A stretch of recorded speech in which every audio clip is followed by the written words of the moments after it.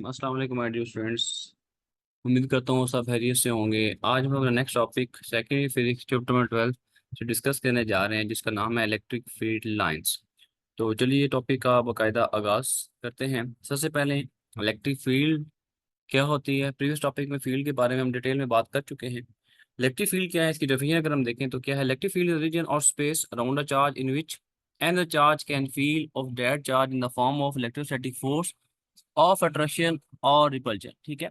Electric field एक ऐसा reason है, एक ऐसी स्पेस, एक ऐसा एरिया है जिसमें अगर कोई दूसरा चार्ज आता है, ठीक है, तो उसके ऊपर इलेक्ट्रोस्टैटिक फोर्स लगेगी। इलेक्ट्रोस्टैटिक फोर्स में याद रखिएगा, या तो अट्रैक्शन की होती है या तो रिपल्जन की होती है। सिंपल वे में कि अगर एक चार्ज है, उसकी फील्ड है, ठीक है, तो उसकी फील्ड में अगर कोई दूसरा चार्ज आएगा तो उसके ऊपर या तो इलेक्ट्रोस्टैटिक फोर्स ऑफ अट्रैक्शन या रिपल्जन अप्लाई होती है। लाइक जैसे मैं कहता हूँ पॉजिटिव के करीब पॉजिटिव लेके आऊंगा, ठीक है। अब ये इसकी फील्ड है, इस फील्ड में अगर कोई दूसरा चार्ज आएगा तो उसके ऊपर जो है वो फोर्स लगेगी, ठीक है।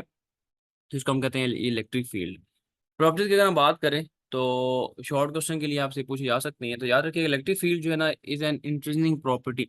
इलेक्ट्रिक फील्ड जो एक इंट्रिंसिक प्रॉपर्टी है, प्रीवियस टॉपिक में बता चुके हूँ इंट्रिंसिक प्रॉपर्टी के बारे में, कि इंट्रिंसिक प्रॉपर्टी किसी भी मटेरियल की जाती स्थिति को कहते हैं। लाइक पॉजिटिव चार्ज, पॉजिटिव से आप देखें यहाँ पे इलेक्ट्रिक फील्ड लाइन हमेशा किधर होंगी, आउटवर्ड। पॉजिटिव चार्ज से हमेशा फील्ड लाइन आउटवर्ड होंगी, और नेगेटिव चार्ज से हमेशा फील्ड लाइंस क्या होंगी, inward. I repeat, positive charge से electric field outward, negative charge electric field inward, ठीक है। तो ये इसकी जाती प्रॉपर्टी है कि पॉजिटिव से हमेशा आउटवर्ड होंगी, नेगेटिव से हमेशा क्या होंगी, इनवर्ड होंगी, ठीक है। तो ये क्यों होंगी, इसका आंसर आपको बता चुका हूँ, स्टिल अननोन है।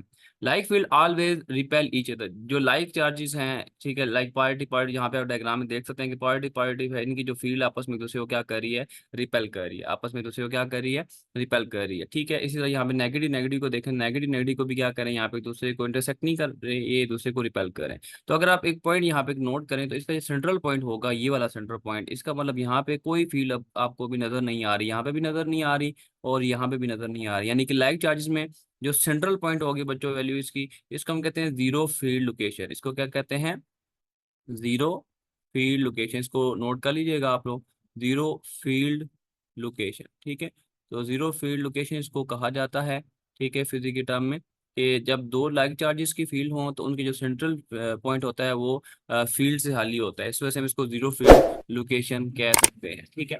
तो ये वाला जो पॉइंट होगा सेंट्रल पॉइंट, ये जीरो फील्ड लोकेशन कहलाता है। जो अनलाइक चार्जेस हैं, unlike fields always attract each other. Unlike field का मतलब होगा अपोजिट चार्जेस की फील्ड, जिसे हम कहते हैं यहाँ पे देखिए positive charge, positive charge electric field start हो रही है और नेगेटिव इंटर हो रही है, तो पॉजिटिव से नेगेटिव में या नेगेटिव से पॉजिटिव में, ठीक है, ये फील्ड जो है वो एक दूसरे को क्या करेगी, अट्रैक्ट करेंगे, ठीक है। तो ये दूसरे को अट्रैक्ट करती है, अनलाइक चार्जेस आपस में अट्रैक्ट करते हैं, दैट्स वाई उनकी फील्ड भी अट्रैक्ट करेंगी, ठीक है।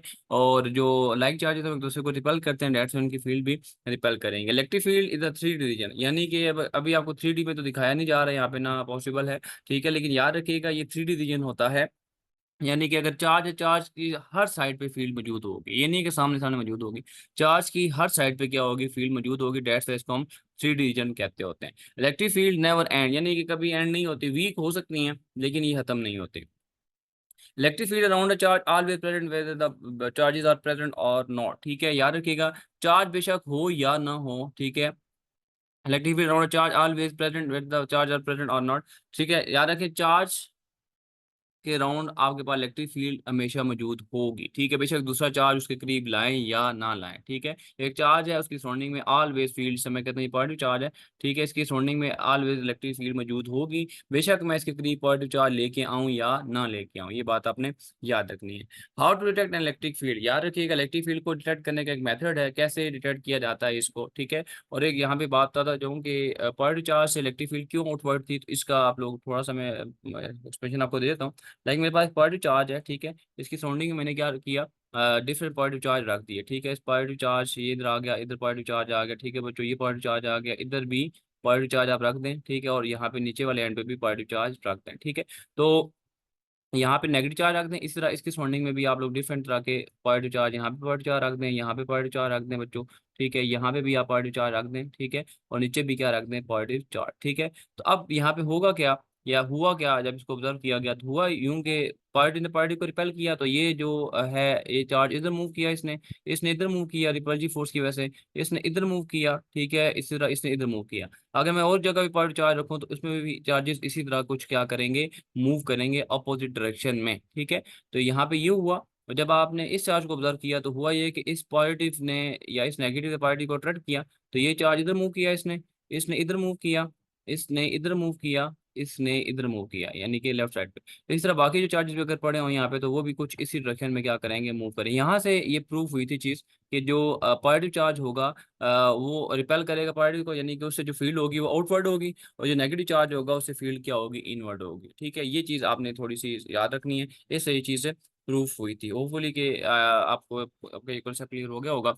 Presence of electric field can be detected, can be tested until another charge Q test charge, इसको आप कहेंगे इस place near the near to that charge Q, ठीक है। हमारे पास एक Q चार्ज है, ठीक है, जिसको आप कैपिटल चार्ज कह सकते हैं Q, और एक टेस्ट चार्ज जिसको आप लोग स्मॉल Q कह सकते हैं। आपने क्या करना है, इस चार्ज के करीब ना आपने टेस्ट चार्ज को रखना है, जिसकी वजह से उसके ऊपर या तो अट्रैक्टिव फोर्स लगेगी या तो रिपल्सिव फोर्स लगेगी। जैसे मैं कहता हूँ ये मेरे पास एक चार्ज है, ये Q चार्ज है, ठीक है, इसके करीब मैं एक टेस्ट चार्ज जिसको मैं क्यू कह देता हूँ कि मैंने क्यू रख दिया, ठीक है। अब जब क्यू चार्ज रखा तो अब दो काम होंगे, या तो अट्रैक्टिव फोर्स होगी या तो रिपल्सिव। अगर अट्रैक्टिव हुई इसका मतलब ये नेगेटिव चार्ज है, और अगर रिपल्सिव हुई तो इसका मतलब क्या है, ये पॉजिटिव चार्ज है। दो स्टेप्स हैं। Charge will Q produce an electric field around it. ऐसी बात है, जो चार्ज क्यू है इसकी भी फील्ड यहाँ पे प्रोड्यूस होगी, ठीक है, इसकी सराउंडिंग में फील्ड क्या होगी, प्रोड्यूस होगी, ठीक है। और charge Q will interact with field of charge Q, तो ये जो इसके सराउंडिंग में जो फील्ड है बच्चों, इसके सराउंडिंग में जो फील्ड है वो इस फील्ड के साथ क्या इंटरेक्ट करेगी। जब इंटरेक्ट करेगी तो इसकी वजह से, इंट्रैक्शन की वजह से इसके ऊपर दो तरह की फोर्सेज लग सकती हैं, ठीक है। इसमें अट्रैक्टिव या रिपल्सिव डिपेंड करता है कि उस चार्ज के ऊपर कौन सा चार्ज है। तो अब याद रखिए, हम लोग मेजर करने जा रहे हैं how to measure strength of electric field, how to measure strength of electric field. तो उसके लिए सबसे पहले आपको पता होना चाहिए इलेक्ट्रिक फील्ड इंटेंसिटी क्या है।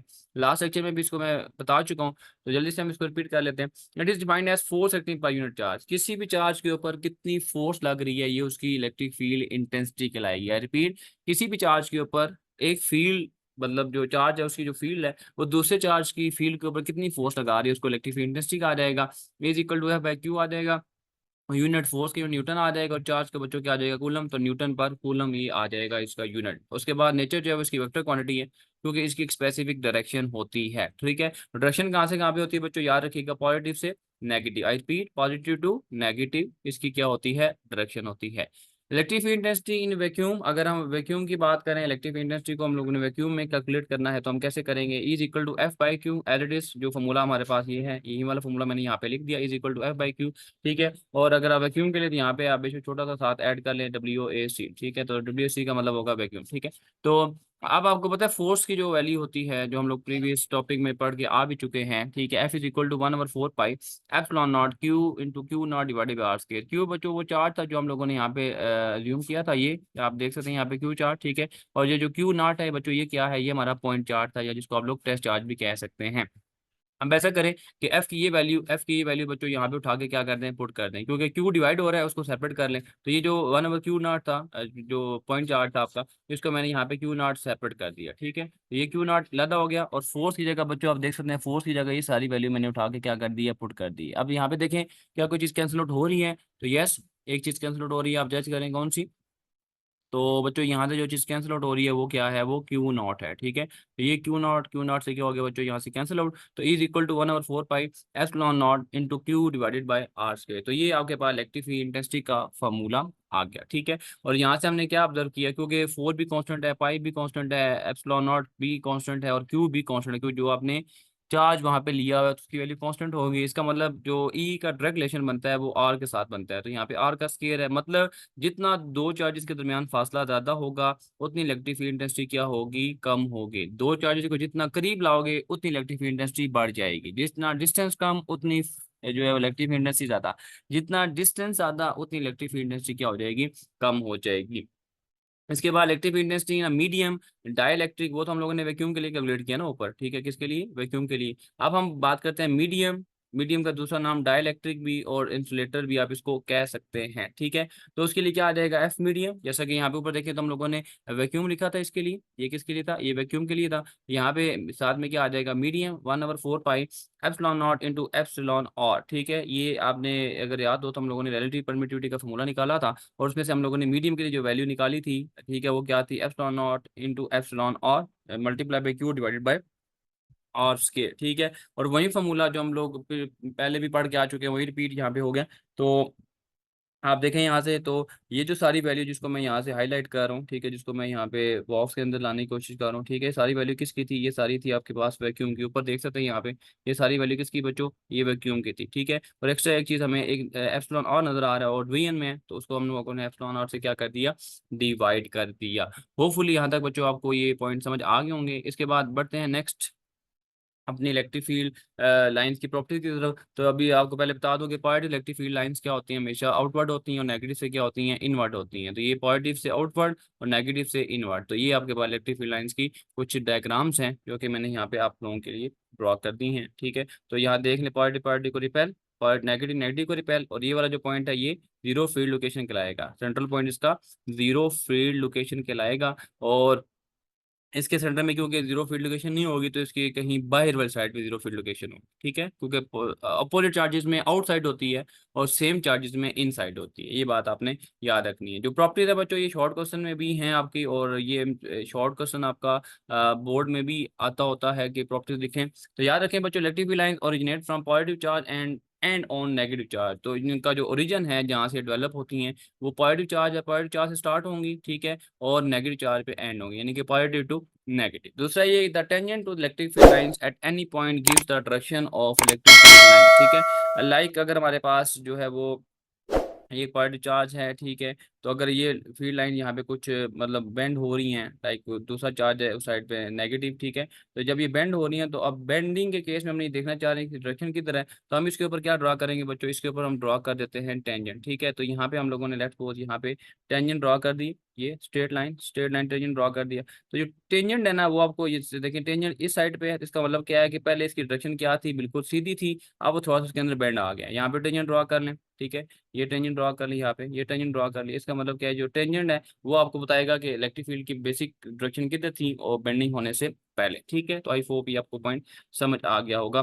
The lines are closer where the field is strong and the lines are further apart where the field is weak, यानी कि जहाँ जहाँ पे लाइन एक दूसरे के करीब हैं वहां पे फील्ड क्या होगी, स्ट्रॉन्ग होगी। जैसा कि आपको यहाँ पे मैं डायग्राम में बता भी देता हूँ। यहाँ पे देखें तो इलेक्ट्रिक फील्ड लाइन एक दूसरे के बिल्कुल क्या है, करीब है, ठीक है। यहाँ पे अगर देखें, मैं इसको अगर सर्कल करूँ, तो यहाँ पे फील्ड लाइन एक दूसरे के करीब है, तो यहाँ पे इलेक्ट्रिक फील्ड इंटेंसिटी क्या होगी, ज्यादा। और अगर इस पॉइंट पे देखें इलेक्ट्रिक फील्ड लाइन एक दूसरे से क्या है, दूर है, ठीक है, तो यहाँ पे इलेक्ट्रिक फील्ड इंटेंसिटी क्या हो जाएगी, कम हो जाएगी। इस पॉइंट का बच्चों ये मतलब है, ठीक है।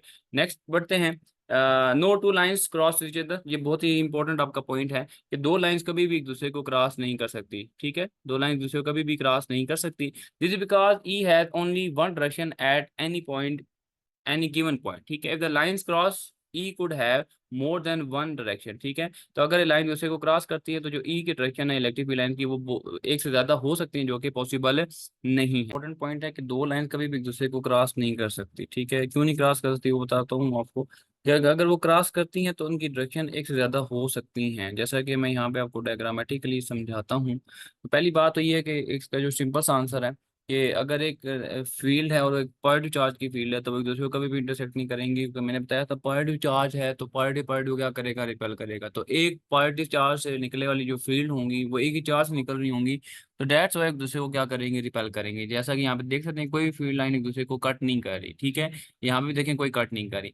अगर वो कहते हैं लेट्स सपोज अगर वो कट कर जाए, ठीक है, अगर मतलब फील्ड लाइन अपनी डायरेक्शन को चेंज कर लें, अगर चेंज कर लें फील्ड लाइंस को, डायरेक्शन को चेंज कर लें, तो क्या होगा फिर। तो वो देखें बच्चों, इलेक्ट्रिक फील्ड लाइन यहाँ पे ऐसे हैं, ठीक है। तो अगर मैं कहता हूँ यहाँ पे एक इलेक्ट्रिक फील्ड लाइन है, वो यहाँ से अपनी डायरेक्शन को चेंज करके कुछ ऐसे इसने इसको कट कर दिया, तो अब क्या होगा। अब बच्चों इसमें उसे क्लियर लिखा हुआ है कि ऐसा पॉसिबल ही नहीं है कि जो इलेक्ट्रिक फील्ड लाइन दूसरे को इंटरसेक्ट करे, क्योंकि अगर वो इंटरसेक्ट करती हैं तो अब देखें, पहले इलेक्ट्रिक फील्ड लाइन बिल्कुल ऐसे जा रही थी, ये बिल्कुल इसकी सीधी डायरेक्शन थी, लेकिन कुछ टाइम के बाद उसने बेंड किया और बेंड करने के बाद मुड़ने के बाद उसकी डायरेक्शन ये होगी। अब इस पॉइंट के ऊपर, एक ही पॉइंट के ऊपर इलेक्ट्रिक फील्ड लाइंस की दो डायरेक्शन है, ठीक है, एक ये डायरेक्शन आ गई, एक ही डायरेक्शन आ गई। तो ऐसा पॉसिबल ही नहीं है कि एक चार्ज से निकलने वाली फील्ड जो है ना वो उसकी डायरेक्शन एक से ज्यादा हो। ठीक है, इस तरह पॉजिटिव का भी नहीं हो सकता, नेगेटिव का भी नहीं हो सकता। ऐसा क्यों नहीं हो सकता, वो बता चुका हूँ बच्चों के। पॉजिटिव चार्ज की जो फील्ड होगी उनके ऊपर सेम चार्ज होगा, यानी कि एक जैसा चार्ज है। ठीक है, तो दैट्स वाई वो एक दूसरे को अट्रैक्ट नहीं करेंगे, वो रिपेल ही करेंगे। इसी तरह पॉजिटिव के लिए भी होगा